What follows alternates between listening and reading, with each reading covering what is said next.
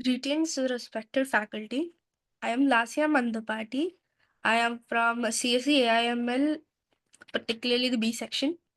My roll number is 24951A6686. Today, I'll be talking about how active listening improves communication. Now, like I mentioned, my topic is how does active listening improve communication? It basically involves understanding the impact of listening on effective interactions. Now, let's get into it. Now, what is active listening? Active listening is more than hearing words. It's a deliberate effort to fully engage with someone on what they're saying. It requires you to focus on the speaker without distractions, absorb their message, and respond thoughtfully. Now, why is it important? Active listening strengthens both personal and professional relationships. It builds mutual understanding, reduces the chances of miscommunication, and resolves conflicts more effectively. Imagine how much smoother conversations could be if we genuinely listened to understand instead of just waiting for our turn to speak. Now, active listening isn't just a skill, it's a mindset. It demonstrates the respect, empathy, and commitment to the conversation. These qualities are essential for anyone who wishes to communicate effectively and build meaningful connections. Now, we understand what is active listening, but what does it include? Active listening involves four essential components. I've mentioned others as if you look at the picture here, but the four I'll be discussing today are paying full attention, avoiding interruptions, paraphrasing, and improving feedback, and providing feedback. Now, paying full attention basically eliminate distractions. Whether you're in a meeting or chatting with a friend, give your undivided attention to the speaker. This shows respect as well as interest. Now, avoid interruptions. Let the speakers finish their thoughts. Interruptions can make them feel undervalued and can disrupt the flow of the conversation. So stay away from this, okay? Don't interrupt the speaker. Paraphrasing and summarizing. Reflect on what the speaker has said by summarizing or paraphrasing their key points. For instance, if I'm talking to a friend and they're telling me something that they're fully engaged in the conversation. Feedback uh, to my friend, it can be verbal, like saying, "That's interesting." Really? Or it can be non-verbal, like nodding, or just listening or clapping, for instance. Anyway, mastering these components ensures a smoother and more effective communication process. We understand what is active listening and what it includes, but what are the benefits? Why should we do it? See, active listening offers numerous benefits across personal and professional settings. It builds trust and rapport. By truly hearing others, you show respect and empathy. This fosters trust, strengthens your relationships. For example, in friendships or partnerships, you know how essential connections are. When you build trust and rapport, you know, your friendship is solid. Okay? Enhances clarity. Misunderstandings often arise from poor listening. Active listening minimizes confusion by ensuring messages are accurately received and understood.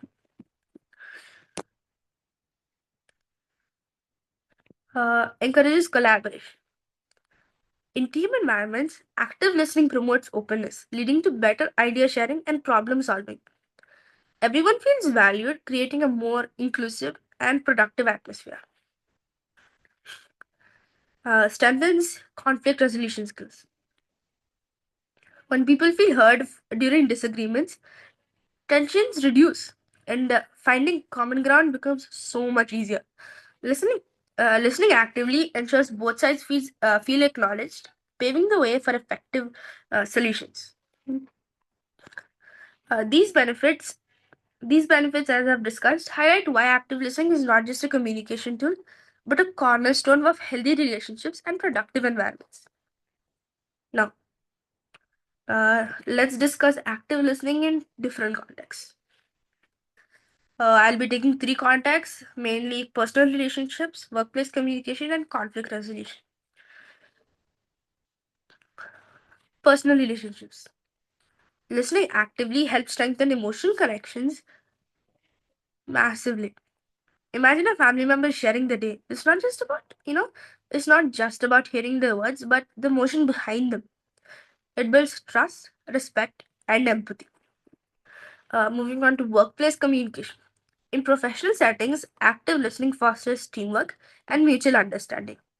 So, a manager who listens to employees' concerns creates an environment of trust, boosting morale as well as productivity.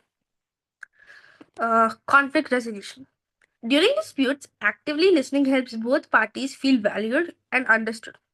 This approach it transforms disagreements into constructive conversations, leading to effective resolution. So you can see that whether at home, work, or in challenging situations, active listening transforms communication, fostering trust, collaboration, and interest in every context. So we've discussed almost a lot about active listening. Let's let's talk about ways to practice active listening. As you can see, they've used the word build here to show that to show 5 ways to practice active listening as well as 4 I'm going to be talking about.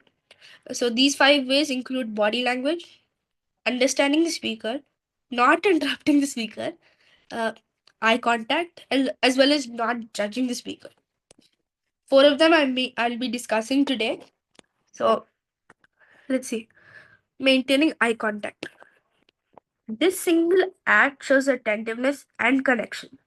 It shows the speaker that your attention is on them, not any other distraction. Uh, Using verbal affirmations. Phrases like, I understand, go on, or, that makes sense, encourages the speaker to continue sharing. Lastly, avoid interrupting the speaker. This is very important. Silence your urge to interject. Let the speaker complete their thoughts before you respond. Showing empathy. Respond not only to the content but also to the emotion behind the words. For instance, if someone expresses frustration, acknowledge it by saying, no, that sounds really challenging. Wow. These techniques might seem minor, but they make a significant impact in making others feel heard and valued. Now, we've understood how to practice active listening. Let's talk about the barriers to active listening. As you can see, there's like a huge list here, but I'll be mainly talking about 4, which are distractions, prejudgments, emotional reactions, and multitasking. See, despite its importance, several barriers can hinder active listening. Like I just said, distractions. External noise or personal thoughts can pull your focus away from the speaker. Creating a distraction-free environment helps maintain attention.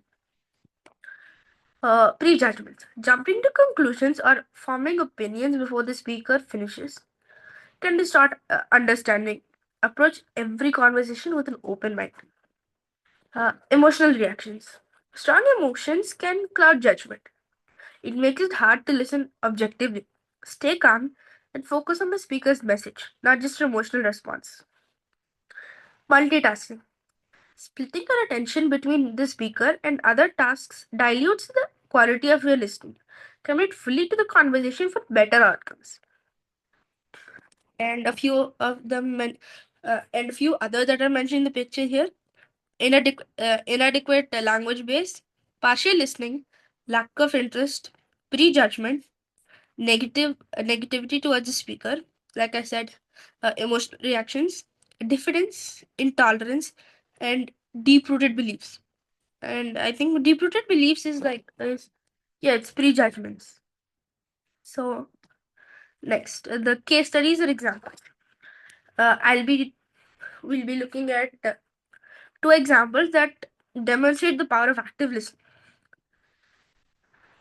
Personal relationships. A couple experiencing frequent arguments decides to focus on active listening. Instead of interrupting or assuming, they start paraphrasing and validating each other's concerns. Over time, this practice reduced misunderstandings and deepened their emotional connections. Workplace collaborations. A manager noticed declining productivity in an employee. By actively listening to the employee's challenges without judgment, the manager provided tailored support, boosting the employee's morale and performance. This not only improves the employees' morale and productivity, but also the team's overall dynamic. So these, as you can see, these examples illustrate how active listening transforms relationships and enhances communication in both personal and professional contexts. Conclusion. Uh, I'll be concluding the topic as I said. To summarize, to summarize, active listening is a powerful tool. It enhances communication by building trust, fostering a collaboration, and reducing misunderstandings. It involves more than just hearing. Okay, it's about understanding and responding with empathy. And like we've discussed, it builds trust, respect, and as well as even develops relationships. So, as I conclude, I encourage you to practice active listening in your daily life, whether you're engaging with your family, friends, or colleagues. Take a moment to focus, paraphrase, and respond thoughtfully. You'll be amazed at how this small but impactful change can transform your relationships and interactions. These are the references I've used. They include Mind Tools, Skills You Need, Forbes, Nichols, MP, Very Well Mind, and the Harvard Business Review. So, thank you for your attention. Let's all strive to become better listeners and, in turn, better communicators.